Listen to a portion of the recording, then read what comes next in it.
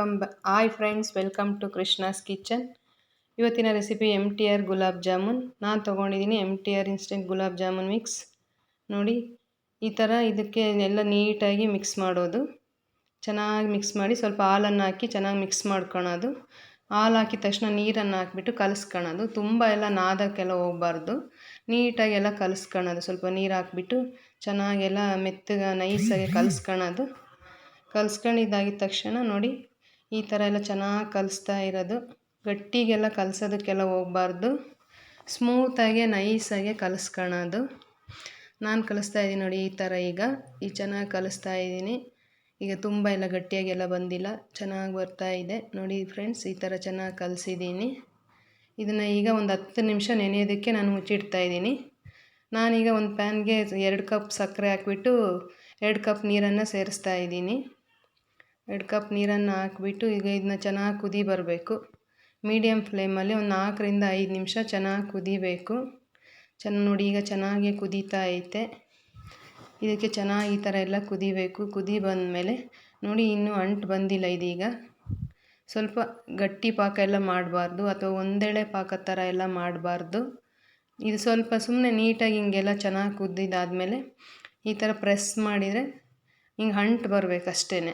Medium ಫ್ಲೇಮಲ್ಲಿ ಇಟ್ಕೊಂಡು press ಮಾಡಿ ಅಂಟು ಬಂದಮೇಲೆ ಸ್ಟವಿಂದ ತೆಗೆದು ಈಗ ನಾನು ಸಕ್ಕರೆ ಪಾಕ ರೆಡಿಯಾಗಿದೆ, ಮುಚ್ಚಿಡ್ತಾಯಿದ್ದೀನಿ. ನೋಡಿ ಫ್ರೆಂಡ್ಸ್, ಈಗ ನೆನೆಸಿಟ್ಟಿದ್ನಲ್ಲ ಅದನ್ನು ತೊಗೊಂಡ್ಬಿಟ್ಟು ಈಗ ಉಂಡೆಗಳನ್ನ ಮಾಡ್ತಾಯಿದ್ದೀನಿ. 10 ನಿಮಿಷ ಏನು ನೆನೆಯೋದಕ್ಕೆ ಇಟ್ಟಿದ್ನ ಅದನ್ನು ತೊಗೊಂಡಿದ್ದೀನಿ. ಈಗ ಕೈಗೆ ಎಣ್ಣೆನ ಆಗಲಿ ತುಪ್ಪ ಆಗಲಿ ಈ ಥರ ಹಚ್ಕೊಂಡ್ಬಿಟ್ಟು ನೋಡಿ, ಚಿಕ್ಕ ಚಿಕ್ಕದಾಗೆ ಉಂಡೆಗಳನ್ನ ಮಾಡ್ಕೊತಾಯಿದ್ದೀನಿ. ನಿಮ್ಗೆ ಯಾವ ಸೈಜ್ ಗುಲಾಬ್ ಜಾಮೂನ್ ಬೇಕನ್ಸುತ್ತೋ ಆ ಸೈಜ್ಗೆ ಸ್ವಲ್ಪ ಅರ್ಧದಷ್ಟು ಕಡಿಮೆ ಮಾಡ್ಕೋಬೇಕು. ಅದು ಯಾಕಂದರೆ ಎಣ್ಣೆಲಿ ಹಾಕಿದ ತಕ್ಷಣ ಅದು ದಪ್ಪ ಆಗುತ್ತೆ, ಮತ್ತು ಸಕ್ಕರೆ ಪಾಕಕ್ಕೆ ಹಾಕಿದ ನೋಡಿ ಈ ಥರ ಚಿಕ್ಕ ಚಿಕ್ಕದಾಗೆ ನಾನು ಉಂಡೆಗಳನ್ನ ಮಾಡ್ಕೊತಾ ಇದ್ದೀನಿ.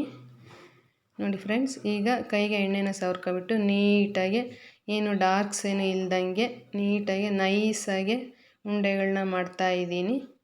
ಈಗ ನೀಟಾಗೆಲ್ಲ ಉಂಡೆಗಳು ರೆಡಿ ಆಗ್ತಾಯಿದೆ. ಈ ಥರ ನೈಸಾಗಿ ಉಂಡೆಗಳನ್ನ ಮಾಡ್ಕೊಂಡು ನೋಡಿ, ಈ ಥರ ಕೈಗೆಲ್ಲ ಎಣ್ಣೆ ಎಲ್ಲ ಹಚ್ಕೊಂಡ್ಬಿಟ್ಟು ಈ ಥರ ನೈಸಾಗಿ ಎಲ್ಲ ಉಂಡೆಗಳನ್ನ ರೆಡಿ ಮಾಡೋದು. ಏನು ಮಾರ್ಕ್ ಇಲ್ದಿರಾಗೆ ಎಣ್ಣೆಗೆ ಹಾಕಿದ ತಕ್ಷಣ ಓಪನ್ ಆಗಬಾರ್ದು. ಅದು ನಾವು ಎಣ್ಣೆನ ಬಿಸಿ ಇರುತ್ತೆ, ನಾವು ಹಾಕಿದ ತಕ್ಷಣ ಓಪನ್ ಆಗ್ತವೆ. ಹಂಗಾಗ್ಬಿಟ್ಟು ನೀಟಾಗಿ ನೈಸಾಗಿ ರೆಡಿ ಮಾಡಬೇಕು. ನೋಡಿ, ನಾನೀಗ ಈ ಥರ ಎಲ್ಲ ಮಾಡ್ಕೊಂಡಿದ್ದೀನಿ. ನೋಡಿ ಫ್ರೆಂಡ್ಸ್, ಈ ಥರ ಎಲ್ಲ ರೆಡಿಯಾಗಿದೆ. ನಾನು ಉಂಡೆಗಳು ಚೆನ್ನಾಗಿ ರೆಡಿಯಾಗಿದ್ದಾವೆ ನೈಸಾಗಿ. ಈಗ ನಾನು ಎಣ್ಣೆನ ಇಡ್ತಾ ಇದ್ದೇನೆ. ನಾ ಬಳಸ್ತಾ ಇರೋ ಎಣ್ಣೆ ಬಂದುಬಿಟ್ಟು ಫ್ರೀಡಮ್ ಆಯಿಲ್. ತುಂಬ ಚೆನ್ನಾಗಿರುತ್ತೆ, ತುಂಬ ಟೇಸ್ಟಾಗಿ ಬರುತ್ತೆ. ಚೆನ್ನಾಗಿರೋದ್ರಿಂದ ಫ್ರೀಡಮ್ ಆಯಿಲ್ನ ಬಳಸ್ತಾ ಇದ್ದೀನಿ. ಈಗ ನೀವು ಫ್ರೀಡಮ್ ಆಯಿಲ್ನ ಬಳಸಿ. ನೋಡಿ, ಈಗ ಎಣ್ಣೆನ ಕಾಯೋದಕ್ಕೆ ಇಟ್ಟಿದ್ದೀವಿ. ಎಣ್ಣೆ ಬಿಸಿ ಆಗಿದೆ. ಈಗ ನೋಡಿ ಫ್ರೆಂಡ್ಸ್, ಉಂಡೆಗಳನ್ನ ಹಾಕ್ತಾ ಇದ್ದೀನಿ. ಉಂಡೆ ಹಾಕಿದ ತಕ್ಷಣ ಎಣ್ಣೆಯಲ್ಲಿ ಸುತ್ತು ಗುಳ್ಳೆ ಥರ ಎಲ್ಲ ಬರ್ತಾ ಇರುತ್ತೆ. ಆ ಥರ ಬಂದರೆ ಎಣ್ಣೆ ಚೆನ್ನಾಗಿ ಕಾದಿದೆ ಅಂತ. ತುಂಬ ಎಲ್ಲ ಎಣ್ಣೆನ ಕಾಯಿಸೋದಕ್ಕೆ ಹೋದರೆ ಅದು ಎಲ್ಲ ಸೀದೋಗ್ಬಿಡುತ್ತೆ. ಹಾಕಿದ ತಕ್ಷಣ ಎಲ್ಲ ಕಪ್ಪಗಾಗ್ಬಿಡುತ್ತೆ ಉಂಡೆಗಳು.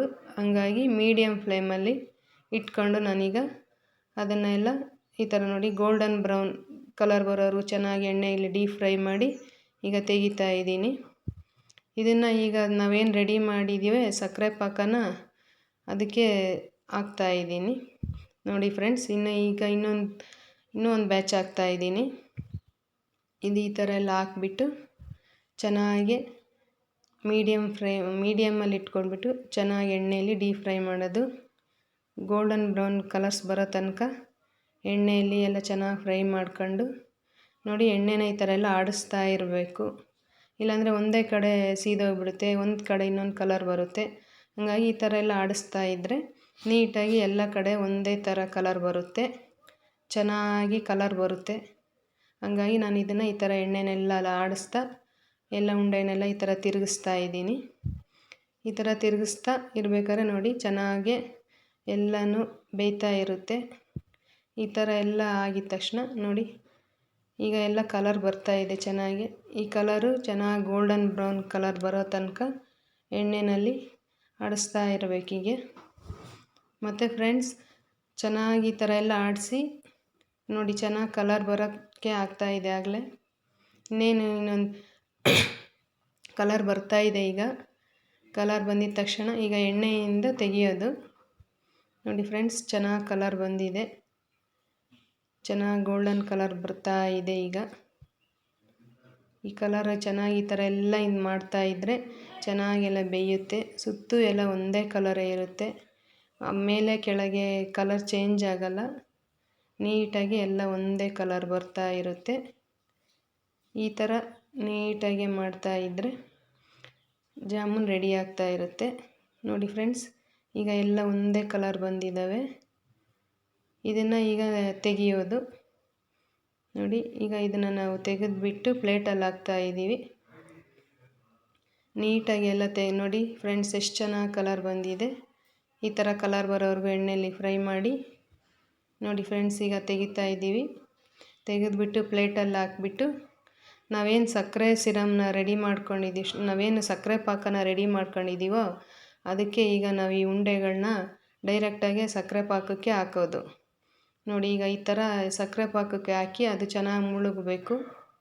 ಮುಳುಗಿದ ಮೇಲೆ ಅದನ್ನೆಲ್ಲ ಈ ಥರ ಎಲ್ಲ ಒಂದು ಸ್ಪೂನ್ ತಗೊಂಡು ಎಲ್ಲ ಈ ಥರ ಮೇಲೆ ಕೆಳಗೆಲ್ಲ ಆಡಿಸಿ ಚೆನ್ನಾಗಿ ಈ ಥರ ಎಲ್ಲ ಆಡಿಸ್ಬಿಟ್ಟು ಇದನ್ನು ನೆನೆಯೋದಕ್ಕೆ ನಾವು 1 ಅವರ್ ಇಡಬೇಕು. 1 ಅವರ್ 1.5 ಅವರ್ ಇಟ್ಟರು ತುಂಬ ಚೆನ್ನಾಗಿ ನೆನೆಯುತ್ತೆ.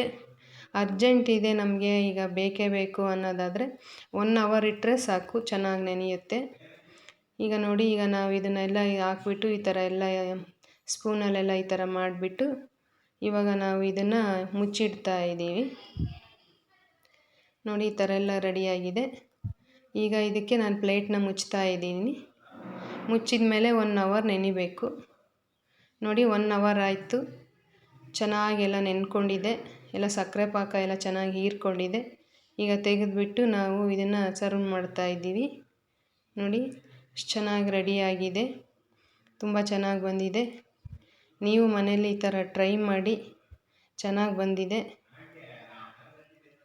ವಿಡಿಯೋ ನೋಡಿದ್ದಕ್ಕಾಗಿ ಧನ್ಯವಾದಗಳು. ಲೈಕ್ ಮಾಡಿ, ಶೇರ್ ಮಾಡಿ, ನಮ್ಮ ಕೃಷ್ಣಾಸ್ ಕಿಚನ್ಗೆ ಸಬ್ಸ್ಕ್ರೈಬ್ ಮಾಡಿ. Thank you for watching. Bye.